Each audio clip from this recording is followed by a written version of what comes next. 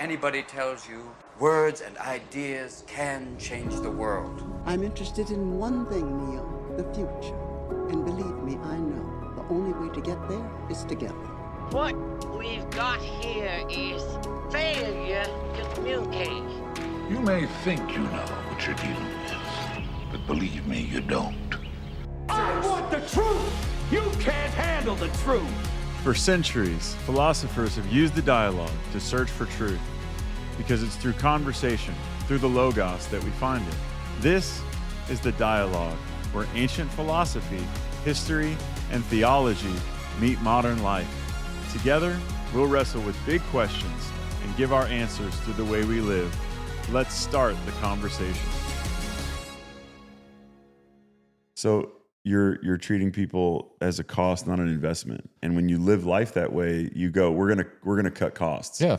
And AKA cut people. You cut people. Yeah. So that's where the idea came from of having a different approach. Yes, we have a dog in the podcast today. Dude, Bear's the dog, the podcast dog. I guess that's where the idea came from, because it's like so many people in their business life, they treat people like they're just a cost center that, but if you treat people like an investment and you go, okay, you have value to add, and my job is to do everything I can to extract that value, like to value from the value that you add, you don't treat people like a cost, and I think you get the best part of them. So Yeah, that's where but the idea it's an interesting thing that you put that into, though, man, because they're like mass layoffs was never a thing in our society until like the 1980s, whenever we went to okay, everybody's like shareholders, like Gordon Gekko, greed is good, the boom in the stock profit. market. Yeah, like maximize. We became a shareholder economy of where it's like, well, I've got to report to my shareholders, and my shareholders want money. Because beforehand, companies were like, we're going through a hard time, but like jobs for life was a thing. Yeah, careers are right. So we kind of officially transferred our values from being about people to being about money and performance. Performance based on money. We made money the metric for success. So now it's like, oh man, my biggest expense is my people capital. Oh, you mean the human beings that work for you? Guess what? They're also your greatest asset if you choose to see them that way. Yeah. And I think it's really interesting because you see that subtle shift in society, and I feel like it's that happened in the 80s. So here we're 35 plus years on from that. And it's like, it's worked its way into the way that people deal with each other, because it's about efficiency. It's like industrialization gone mad. It's about efficiency. It's about like getting this end result. And we've never questioned and said like, hey, is the end result actually worth pursuing? Because nobody's going like, yes, man, I screwed over 1,000 people, but I got an extra $1 million to die with. Sweet. Yeah. That worked out well for you.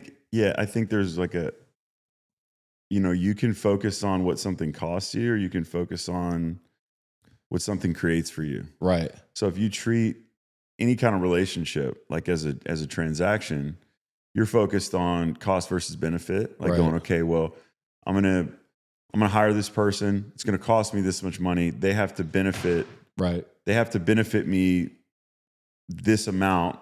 Yeah. Based on the cost. It's a math equation. When you treat someone, when you go, okay, I'm gonna look at what this can create. Well, it's this deeper philosophical thing of bringing this person into my world. There's opportunity for us to create value together, right? And for us to create a win-win scenario, which most people don't think about that.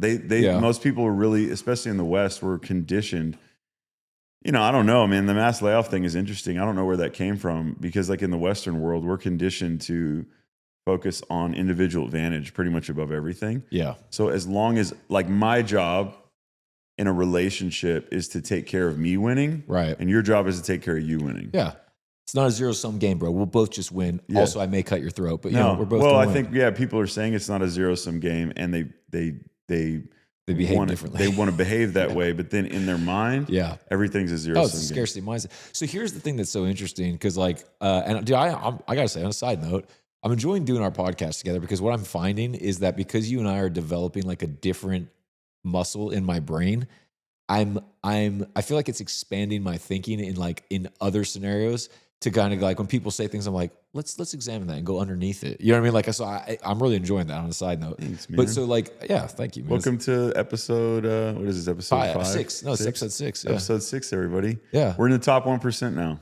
Are we really? Oh, no, Isn't that what you no. said? We're officially average, bro. Oh, we're officially the average podcast. Yeah, 6. If we record another one after this, which we're going to. So it's 6. Six is the average. So the reason we're saying that is because the 99% of podcasts. The average podcast only goes for 6 episodes. It's crazy. It is crazy. So like, as soon as we finish this one, we start the next one, I'll shake your hand, say congratulations, you're slightly above average. We're above average, baby. Let's go. We're on the way. We're on the way up. I love that you remembered that, man.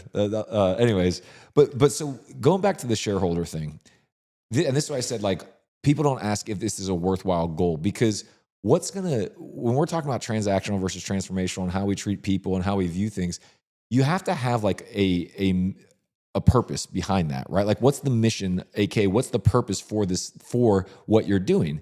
Because the purpose for what you're doing is going to determine a lot of what you do. Like, if your purpose is to survive, you're going to eat and drink anything that you can if you're stuck in the forest. If your purpose is to go on a nice walk, you're just going to like look around at all the trees and you're going to be like, oh, I would never eat that. Right. And so what I think what's happened in business, and people don't realize that this is sinful, is instead of being about creating change and serving a purpose and serving the people that you're entrusted with, aka your customers, people make it about like, well, it's about me making as much money as possible.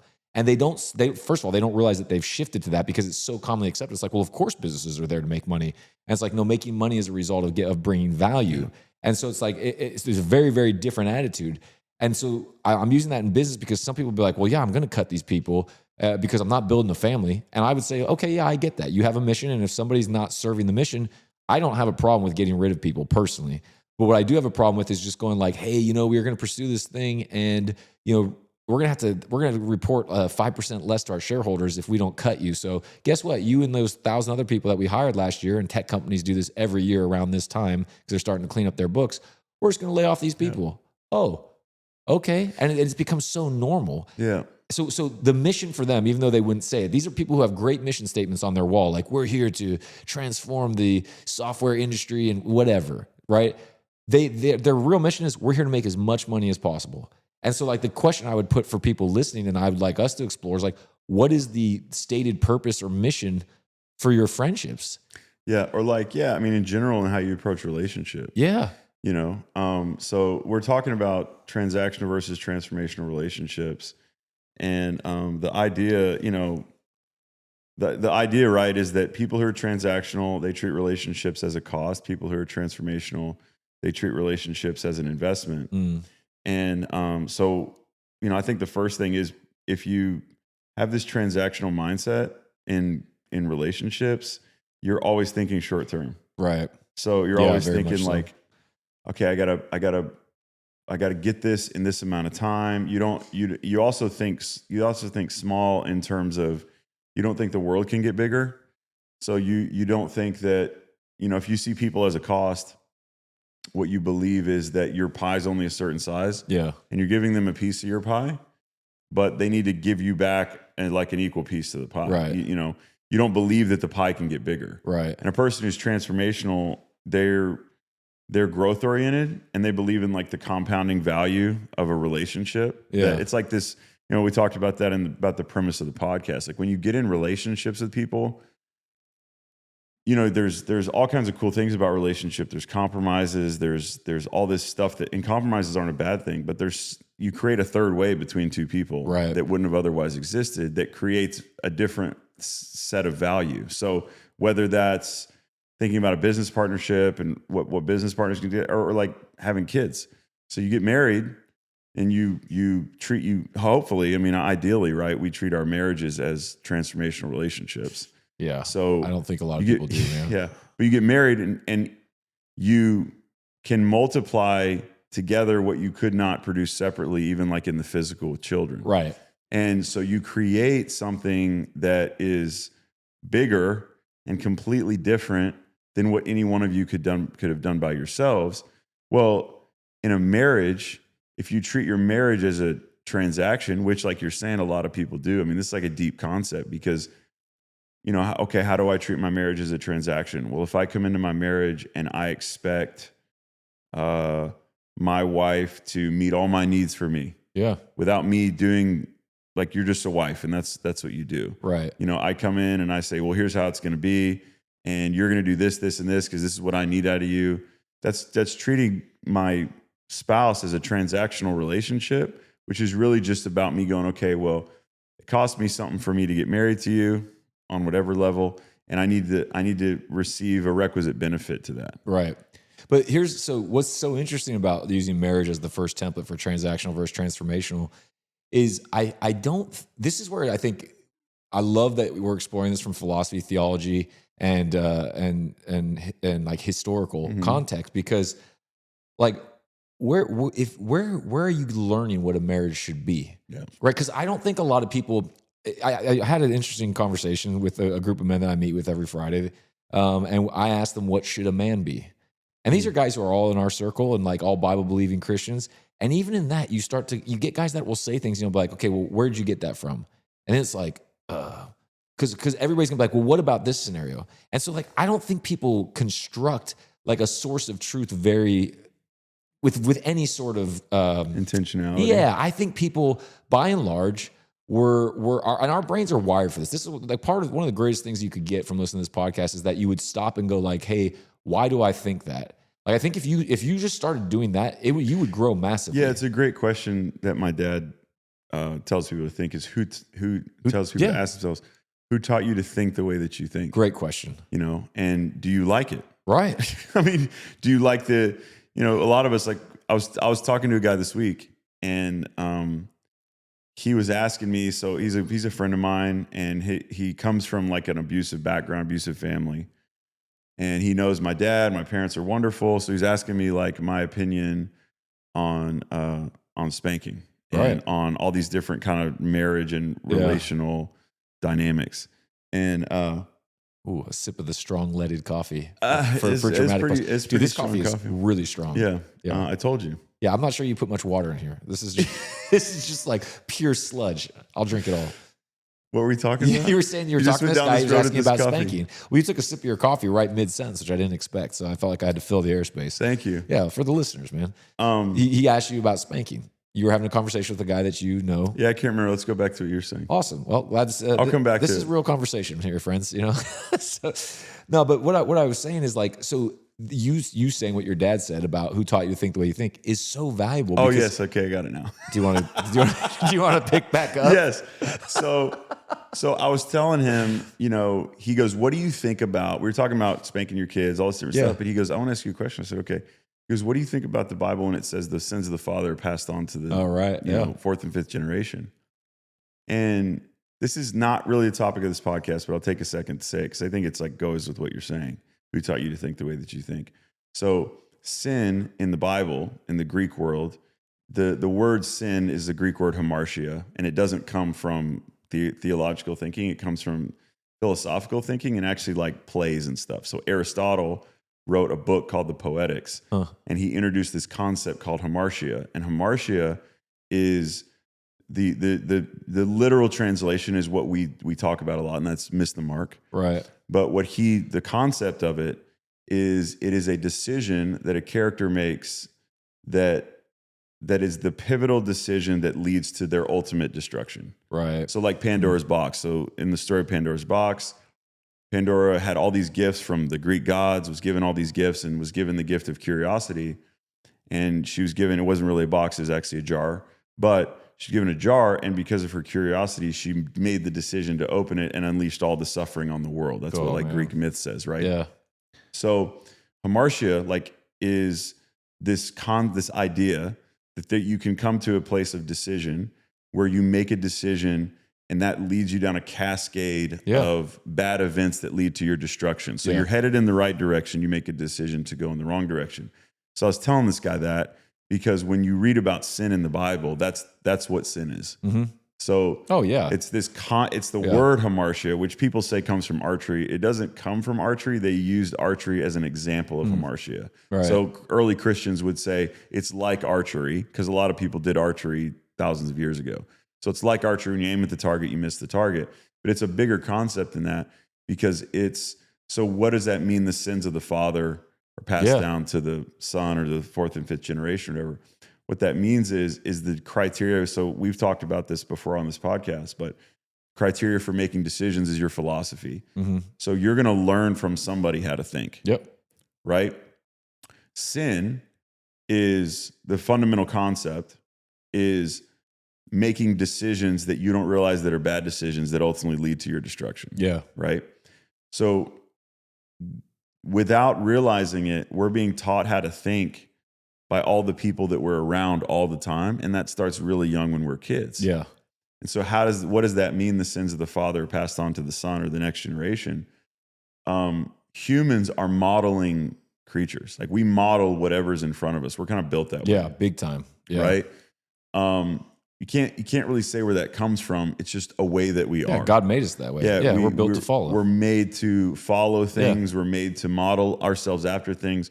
Like there's always been famous people and influential people that we dress like them, we look like them, we talk like them. There's been trends. I mean, we're just built to walking and talking. Look how your kids walking. You don't sit there and go like, today we're going to learn English, where they're around you all the time. So modeling is a huge aspect of foundational aspect of human behavior. And so the way that your parents make decisions has a direct correlation, even causation, I would say, on the way you make decisions. Yeah. And the way to avoid that or to lean into that, like if you had great parents or if you had great models in your life, the way to lean into that is to intentionally go, what would so-and-so do in this situation, right?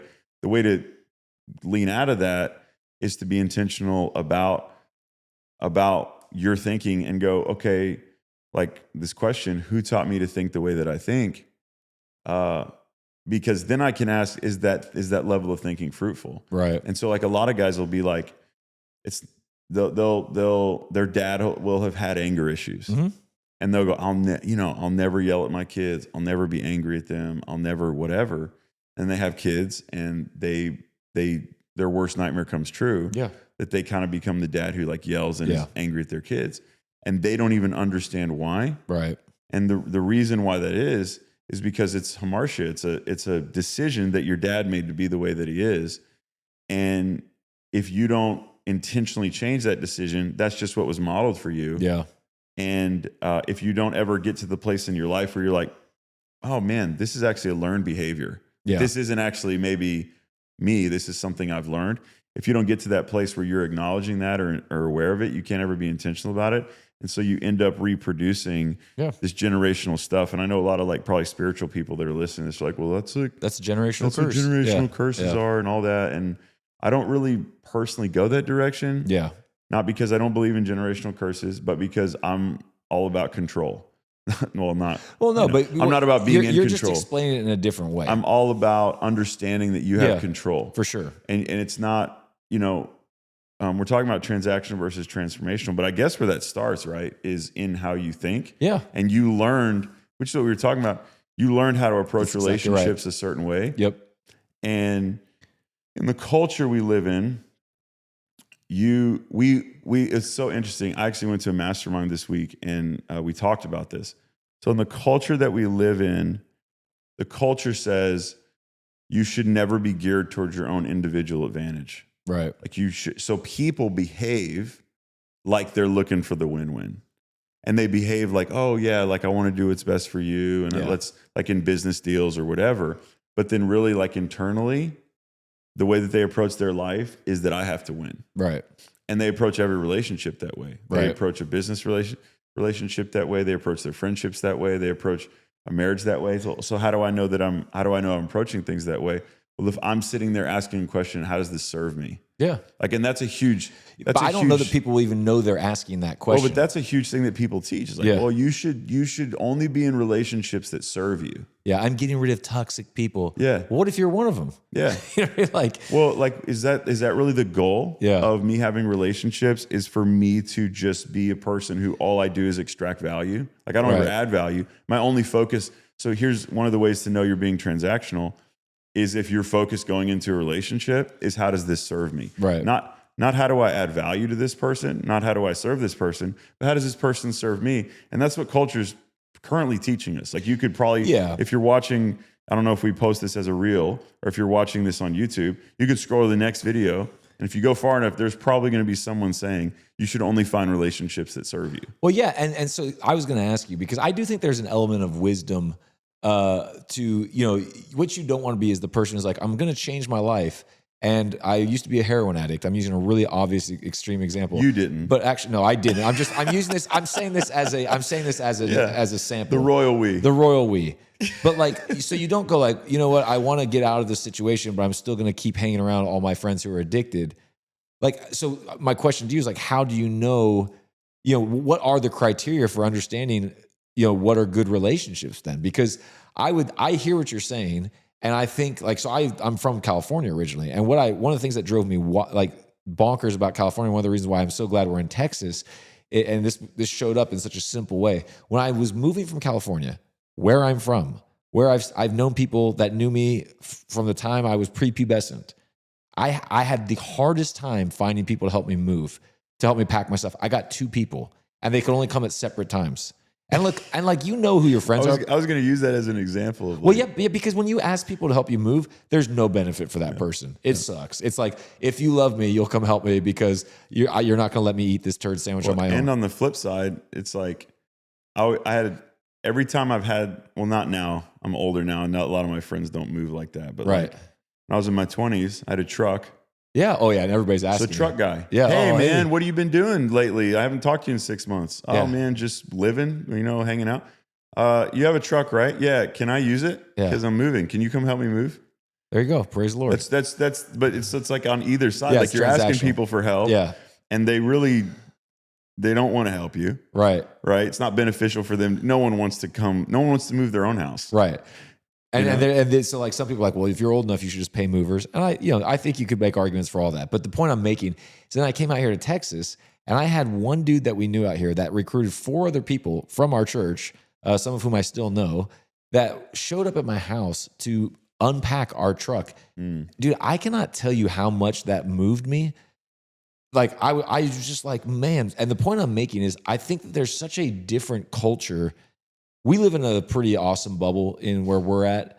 But I think just in the wider sense, what I've experienced from my neighbors in my neighborhood who are not part of our bubble is just, it's reflective of the culture and the environment here in Texas being different to California. And what I mean is this: how did California start? Gold rush, baby. We're all going out there to get some gold. Well, that was hundreds of years ago, Nick. That's crazy.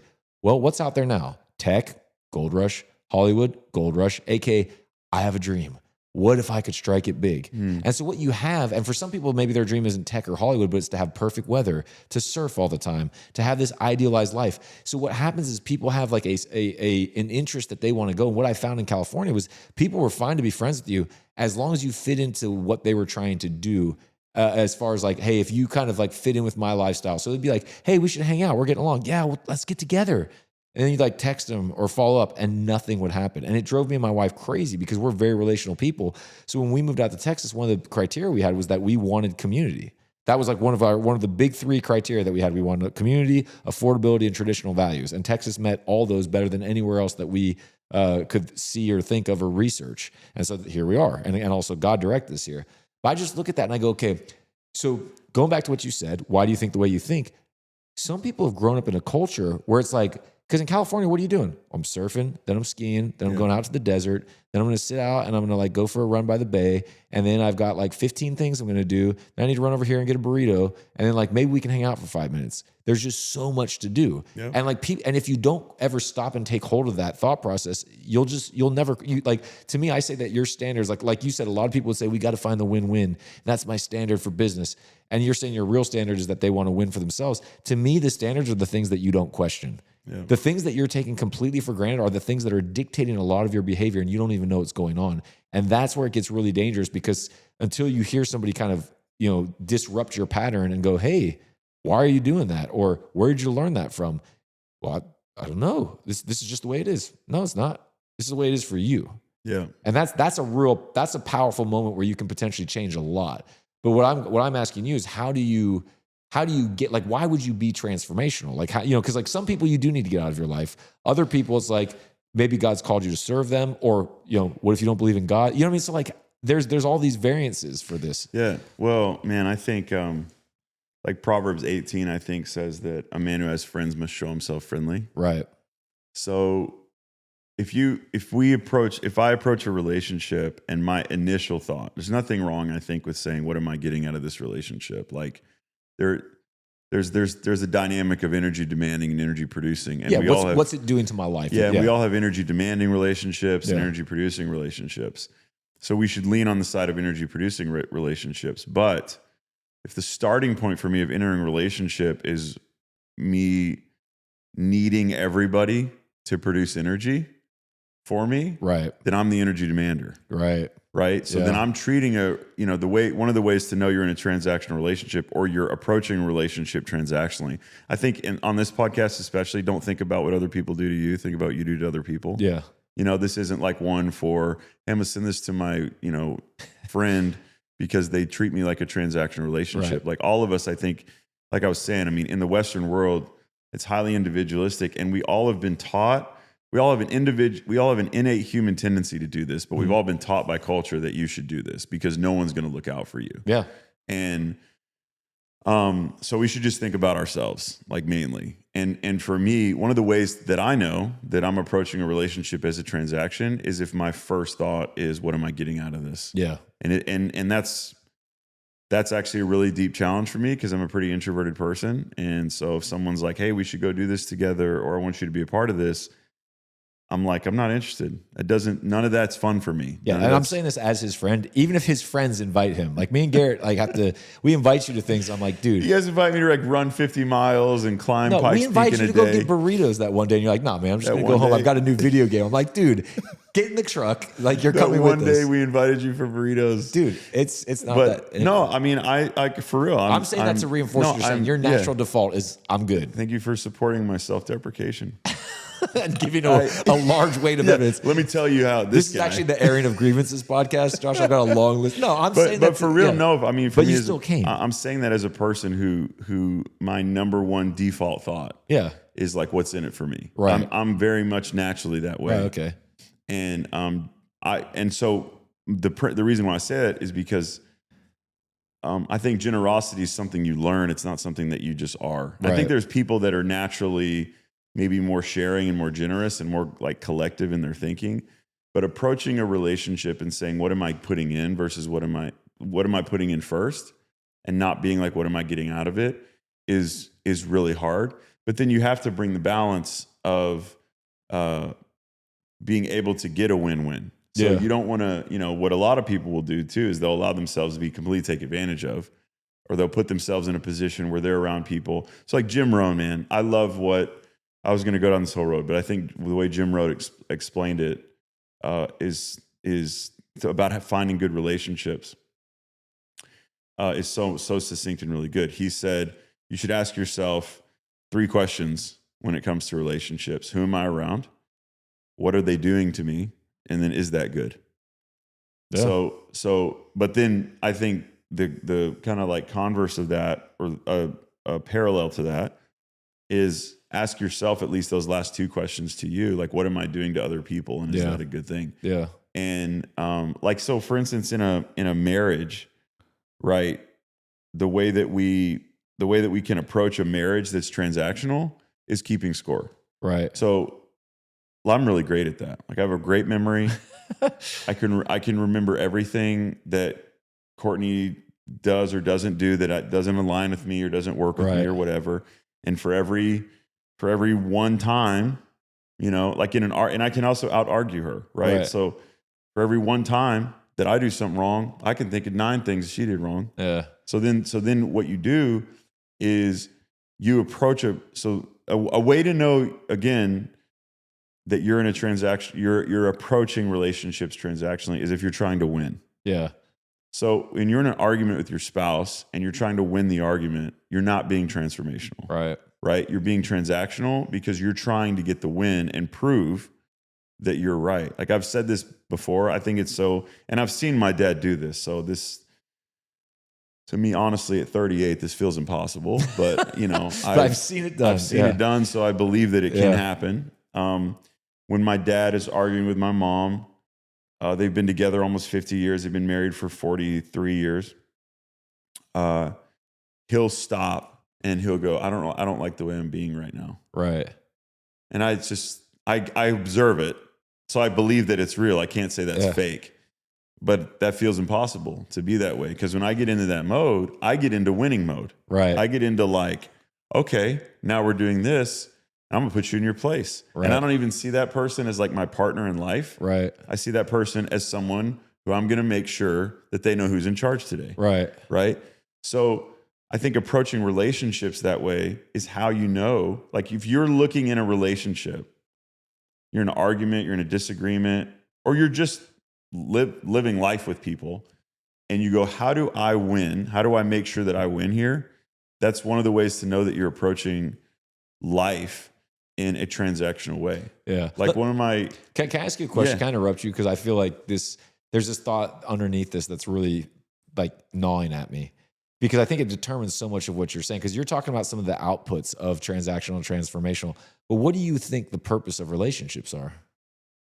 I think it's a great question for all of us to ask. Well, that's why I'm asking it, man. I only ask the great questions, powered by this triple diesel coffee that we got here. My mind is like seeing the future, but like legitimately, because that's gonna answer so much of that's the question that's underneath all this that we had. That I don't think most people ask, because now you're going to reveal your source of truth, your template, all those sort of things. Well, and who taught you to think the way you think about relationships? So what do you think the purpose is of relationships? I'm curious to hear your thoughts on this. Well, I mean, that's to me, I think fundamentally that's like the ultimate question of this episode is your ultimate purpose in relationships to have a transaction take place or to transform. So like for me, right? All of us have people that have invested in us that were not investing in us because it was beneficial to them. Right. It was because of what they saw in us. Right. So I think of all the people throughout my life that have mentored me, poured into me.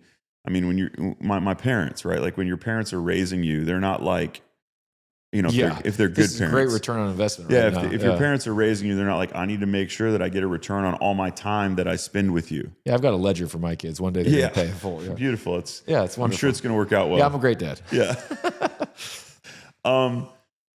So we've all seen in our own lives the transformation that's taken place in our lives because someone said, I'm going to treat you like an investment. Like that's what great mentors do. They love you. That's what great coaches do. Yeah. They're like, I see the potential in you and I want to come alongside you and do whatever I can to help you realize that potential. It's hard to be that way because you step into this, I think, a philosophical space of sowing and reaping. Mm-hmm. And it's actually really hard to live in a world that's governed by sowing and reaping because you sow first. Mm-hmm. So the problem the problem that people have in culture is they expect to reap before they sow. Yeah, or instantly after they sow. Yeah, like I was talking to a guy the other day and he was talking to me about how he didn't make enough money and I'm like, "Hey, we all feel that way. Right. Everyone in the world feels like they don't make enough money." And he's like, "Well, I need this place that I'm working at to pay me more." So I said, "Okay, so what are you doing? What are you doing that is adding more value than you were adding like 6 months ago?" Yeah. No, they just need to pay me more because inflation, gas prices, grocery bills, whatever. And I said that I understand that. I understand the philosophy because a lot of people in the world today have that philosophy. That's just not how it works. The way it works is you add the value first and then you can extract the value once you've added the value. Right. So the law of sowing and reaping says, so if you're listening to this and you're like, how do I get a raise at my job? Do more than you're asked to do for a sustained period of time, whatever that is, 3 months, 6 months, a year, 5 years, and then you'll get paid more because it's just how it works. So if you sow more, you're going to reap more. And people go, well, that's not fair. I understand. I didn't create this though. Well, I want to step in here though, because this is one that I have I have thought at length about this. I think what people sail past when they get to that point is they didn't understand the rules of the game they're playing. Last year I had a difficult year financially, and it was one of the best years of my life. Guess what? This year is even better. And I'm not saying that to brag or to flex. It's because I learned a lesson that was so valuable to me last year that it has been the foundational building block of which I've launched. And I have 3 businesses, and I'm like, right now I'm just like, man, Lord, you are blessing me. It's tremendous. So I'll just say that. But here was the big takeaway. There are rules and models. And your dad says that the Bible is the template, right? Like it's full of templates, right? And I think that's so profound that anything you want in life, there's a template, because what we go is like, okay, cool. And in our mind, template is follow this 5-step process. But when you actually understand a template, you understand all the working parts and how they work together to achieve, to get an end result. So it's not just like step 1, turn on the factory machine. Step 2, feed in steel. It's okay, here's how all this stuff works together so that it actually comes out with what you see. But it's much more than just following some simple steps. So what I mean by that in relation to what we're saying, people will get into these jobs and they'll have like, I should get paid this much. Maybe you are worth that, but you didn't sign up to a game where you get to determine your worth. The rules of the game that you've chosen to play are, I'm going to work for you, which means the best chance you have to determine your worth is at the negotiation table. After that point, you are only going to get raises based on you being able to convince them again, because who's the one who gets the final say? They do, not you. So if you want to be the type of person where you're like, I think I'm worth more, either start your own business or get into something that's commission-based. And like, you look around at the wealthiest people in the world, it's not people who work for other people. It's people who own the business. And we sail past that. But when you start understanding the rules of the game that you're playing, you won't, if you're somebody who has discipline and rationale, which is, a big if, you'll be able to stop and go like, hang on, that's not the game I signed up for. Yeah. Well, like Brian Tracy says it this way. He says that there's an ironclad law of the universe, and it's the law of sowing and reaping. Right. And because even the idea that, like if you, let's say you don't work a W-2 job and you do contract work or you work with clients, the reason I can go to a client and say, here's how much you need to pay me, is because of my past successes. Right. So in the past, I've produced this value, therefore I can go extract value, right? Yeah. Because I've sown, basically. Right. So the problem with people, right, is that we think that we should reap first and then we'll sow more. Right. So people approach client work, or they approach their bosses, or they approach their marriage or any relationship, and they think, I will add more value once I am valued or once I get value out of this situation. Yeah. And the way to shift it, so back to what you said about what is like really the purpose of relationships. The purpose of relationships. I love what Andy Stanley said. I think this is in the book Irresistible. He said, my job is not to fill up another person's cup. My job is to pour my cup out. So interesting. One of the things I'm learning that, I'm in a season of my life right now where it's just, this is like I wouldn't say it's a hard lesson in terms of I'm experiencing a bunch of consequences. I would say it's just a hard lesson because it's so antithetical to feeling like I'm winning. Right. Is that everything is about generosity and sowing and giving first. Right. And approaching life, that my job with the people around me is to give my best to them and not worry about whether or not the return is ever there. Yeah. Like, I have to trust that the law of sowing and reaping works. And so the goal of relationships for me is for me to give my best to people to hopefully benefit them. Yeah. Right. Where did you get that? Where did you get that thought process from? Well, I just put it together while we were, I think, I've never like written that out. Right. Yeah. But I think that,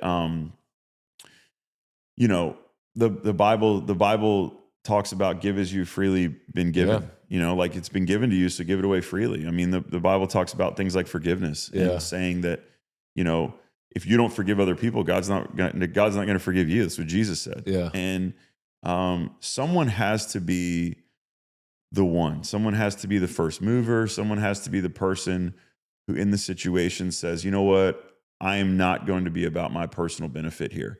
Like, I was going to say this a second ago. So Erwin McManus is a great friend and like mentor of mine. And recently I was in a room with him and he was talking about his approach to like board games and all, like, wow. Yeah. Yeah. And all he has a friend who loves playing like all these like award-winning games like Settlers of Catan and all this stuff. Yeah. And so Erwin developed this philosophy that when you play a game with him, he'll give you everything you ask for, everything you want. He'll look to you and go, hey, what do you need? Huh. And he'll just give you that. So he would give, and he'd always win. Like the way he said it is like, he didn't just win like 80% of the time. He won 100% of the time. People don't even play games with him anymore. And like Really? Aaron, who's my friend, who's his son, is sitting there going, yeah, it's 100% true. So people now, when they go play games with Erwin McManus, they go, don't let him give you anything because he'll win. Crazy. Yeah, because he had this theory. So like his deal was like, okay, if I need a red card, and everyone has red cards, but I have a yellow card, right? What people do is they go, well, I'm just going to hold on to my red cards. Yeah. He goes, but what I did, I'll just give away all my yellow cards, and then eventually everything I need will just come to me. Huh. So it's that perspective, and I'm talking about game theory, but that perspective was like such a like a mind shift for me. Yeah. And I wouldn't say I approach relationships going, hey, like this needs to be to my advantage, but I do really truly often think, how can I get what I want here? Right. And Zig Ziglar said, Yep. if you help enough other people in life get what they want, you'll have everything that you want. Yeah. You know. Can I extract a few things from what you just said? Because I love what you said, and I agree with what you said. I think where I've learned a template for relationships has been sparked by your dad. And also I think I think about some people are really great at relationships because they had really great relationships modeled for them. Yep. And you said that, we're built to follow. Those were my words, but that's essentially what you said, is that we're followers, right? Like God, and we know this. We're going to follow something. Yeah, we're going to follow something. And so most people will follow whatever the template was in front of them. And if you're fortunate enough that you had a kind grandma or a kind grandfather who was really good about investing in people, you might have picked up this great trait in friendships and this great belief about friendships without knowing it. But for most of us, your parents were modeling how to treat a person, and they were doing it from a place of, man, if you didn't have a lot, maybe your parents were stressed and busy all the time. They didn't have a ton of time for you. So what's amazing about this is that human beings are always being conditioned, and you don't realize that you start treating people like that. That was my experience. And I'm not knocking my parents. My parents are wonderful people, but they were trying to make ends meet. Yeah, that's like what we've been saying. This is the Western world. Yeah, man. This is how the world we live in just operates. Yeah. So if you don't stop and take hold and go like, where did I actually learn relationships from? So for me, being a follower of Jesus, I'm always going to look to the Bible for my template. And your dad has demonstrated for me better than anybody I've ever met. Your dad's been an unlock for me. I love your dad. He's such a blessing to me. I don't know if he'll ever listen to this, but I love you, PK. He has demonstrated to me more than anybody of like, this is what God did, so I'm going to do it. Mm-hmm. And it's that thought process that Jesus says of, I only do what I see the Father doing. And so I go, okay, well, where do we learn about relationships? Well, it's the very beginning. Yep. God literally makes a man. He puts him in a garden and says, this is your work to do. And then he brings and he says, I want you to be fruitful, multiply, fill the earth, have dominion. And then he brings all the animals to him and sees what they name him because he's looking for a suitable helper, because he goes, I've given you this work to do, but actually it's too much. Pre-sin, because a lot of people get hung up on sin. Pre-sin, he says, it's too much for you to do. You can't be alone. I need to get you a helper. So the thought process now becomes, I can't birth the purpose for my life without other people. So I need other people and they need me, because likely they can't do it either. Yeah. Okay, so now that's a different thing. Well, going back to what your dad said about or what I've learned from your dad about this is how the Father is. Well, what does God do? God doesn't do things from a place of like, I need this from you. Mm. God does things from a place of love and from self-sufficiency. Now, I'm never going to be self-sufficient like God, but my attitude in relationships, I'm talking about with my wife, with my kids, with everybody, is that I want to draw my sufficiency as much as possible. And I don't believe that God designed it for us to be 100% sufficient in our relationship with him. Otherwise, he wouldn't have said it's not good for man to be alone.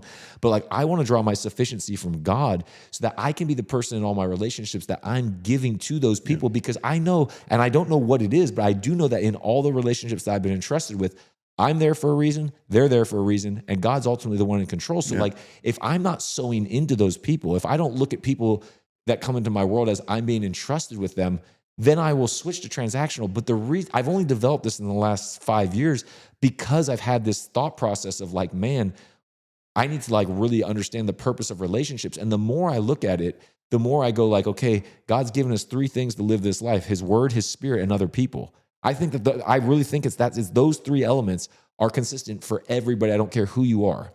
So if you're not actively engaging and understanding that there's a stewardship element of that for each of those areas, I think you're missing it. And you're missing out on God's purpose for your life. You're missing out on new things that could be birthed.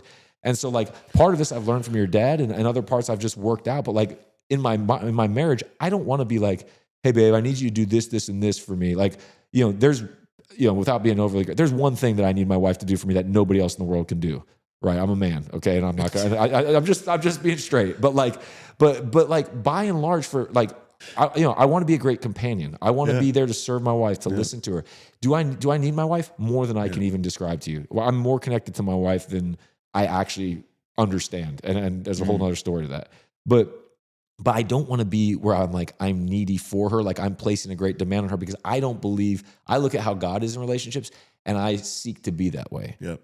And so I think the interesting, like you use the word stewardship, right? Yeah. So stewardship's a whole long thing. I mean, we've talked about this before, like in Mighty Men and stuff like that at our church, but the fundamental aspect of being a good steward is, you do what the master says with his stuff, which what a steward does. And the fundamental way to be a good steward is to practice generosity because that's what God says to do, is to live in like his generous flow. And there's so much depth to like being a transactional person and approaching relationships transactionally that, don't see relationships as a cost, see them as an investment, see them as a thing that you can give towards and know that a return happens. But I heard Rick Warren say this one time, sowing and reaping don't happen in the same season. And they often don't happen with the same person. Because sometimes like you give and you give and you give to a relationship. And then that relationship becomes maybe toxic or energy demanding, but then God brings you great friends and great relationships around you. And so the law of sowing and reaping just works. And if you want to approach life and live in a transformational flow with people, like Luke 6:38 says, give and it'll be given to you. Pressed down, shaken together and running over. With the same measure you use, it'll be given back to you. Yeah. So if I want to receive a return of any kind, right? Which, again, shouldn't be my goal. Like transactional people think, well, I need to get a return out of this. Yeah. So, but even if I wanted to approach it transactionally, which I probably shouldn't, but even if I wanted to approach it transactionally, what I should do is I should really give first. I should really be giving first. And then that'll just happen. And I think it's so hard to step into that space because you release control over the outcome. Yeah. Like, so you release control over the outcome of a relationship, or and there's a lot of balance to this. There's a lot of nuance. Like if you're listening to this and you think that we're telling you to just remain in toxic relationships, you're not paying attention very well, because this isn't about staying in toxic relationships and continuing to give and give and give to energy demanders. There's a real, you've got to find people that also think transformationally. Yes. So that's the first thing is you've got to think transformationally. And that starts with you thinking, what can I sow? Not what can I reap?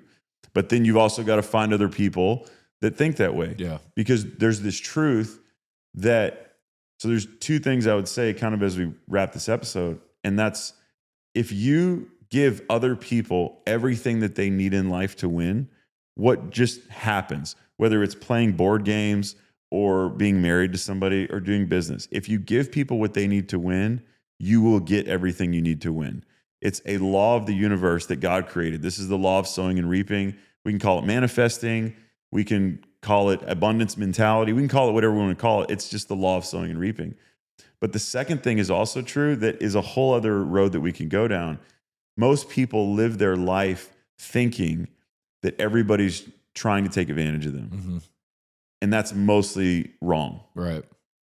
Most people aren't trying to take advantage of us. They're just trying to win for themselves. Right. So they will take advantage of us, but that's not the goal. The goal of if you're in most people think win, lose. They think I have to win in order for you to lose. How do I fix that in my relationship? I go, hey, you know what? You don't have to worry about me winning. I'm going to help you win. And then a person goes, oh, well, I want to help you win. Mm-hmm. Like that's the premise of Zig Ziglar's quote. Yeah. If you help enough other people get what they want, you'll get what you want. And if you hear Zig Ziglar talk about that doesn't mean that it comes from the universe somewhere. What he means is you will build quality relationships with those people who you're helping that they'll turn around and want to help you. Yeah. So like I didn't have like a deep conversation with Erwin like about this, but I'm convinced in my mind, at least, the reason why he wins the games is because he approaches it and goes, I'm going to be generous first. I'm going to give everybody everything that they need. And then what all those people do is they see Erwin as being on their team, even though they're playing a game against him. Right. So then they go, well, okay, how can I help you then? Because you're helping me and you have what I need, but I also have some stuff that you need. Yeah. And then you end up developing the literal definition of a transformational relationship because you start to see the benefit of this person in your life, this person who you're playing the game with. Like I was talking to someone recently about their relationship and they were saying, I really need to change this person to be more like me. And my response to them was, no, you probably need to change yourself to be more like them. That's why God's put that person in your life.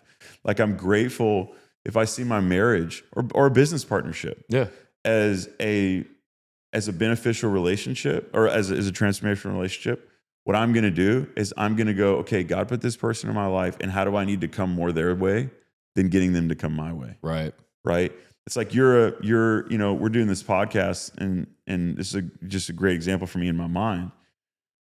I don't know anything about marketing. I'm really bad at marketing. Right. I'm bad at like presenting myself to the world. I've probably missed out on a lot of opportunities because of that. But you're my friend who's amazing at all that stuff I'm not good at.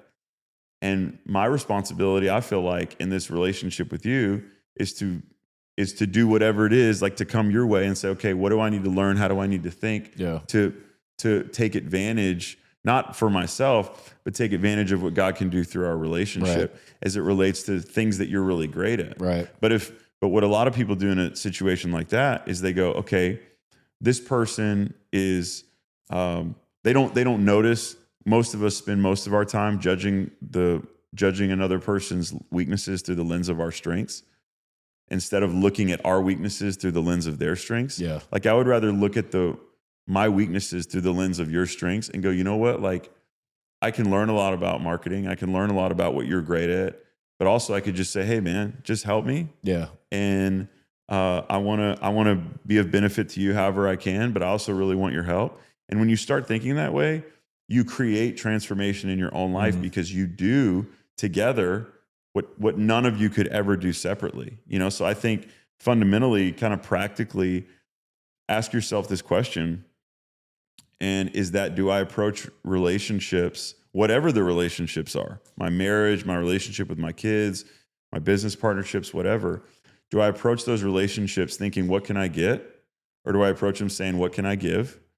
And then the second thing is, stop thinking that everyone's trying to take advantage of you. Thank you for listening to the Dialogue. Make sure to like, share, and subscribe. And also, if you think someone else would enjoy this, please send it to them. If you want to get in touch or learn more about me, what I think, speak, and write, you can go to joshuacraft.com, or you can also follow Nick and I on Instagram. Our handles are in the show notes. We'll see you next time.